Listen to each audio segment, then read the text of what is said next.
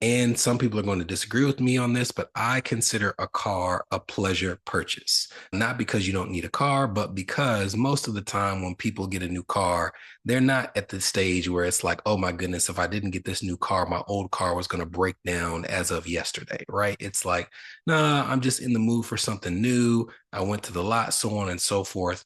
Now, if you're in the experience where it's either I buy this new car tomorrow or I'm taking the bus, then that's a little different scenario.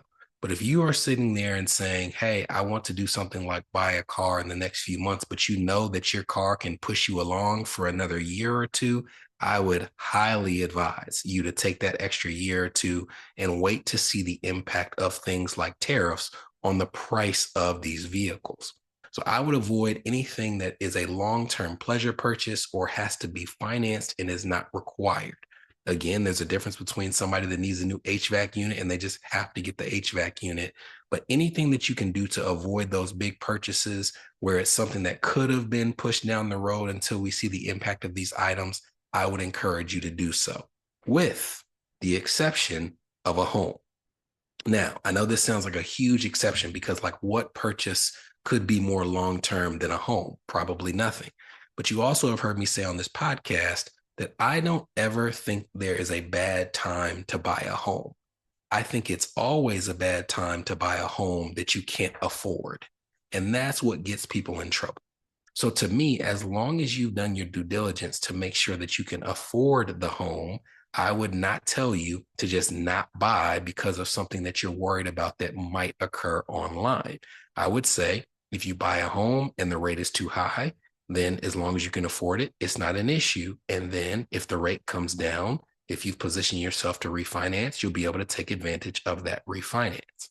There are some rules of thumb that I think are wise to keep in mind when it comes to how you go about getting that home. So, for example, if you're buying a home from someone else, I wouldn't be as concerned.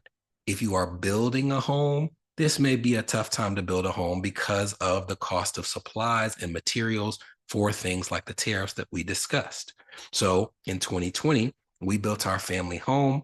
So, the person who built our home, my wife and I went to them and we said, hey, we are interested in buying this home and having like a custom build, but we want a max price. Whatever you're charging now, we're willing to go above that for the guarantee that you cannot go above this price. Meaning, if you're offering us X number of dollars for this property and 3 months into the build, your cost of lumber or your cost of sheet metal or whatever the case is rises, you can't pass that price increase on to us. We paid more on the front end for the guarantee of knowing that this price will not change during the construction process.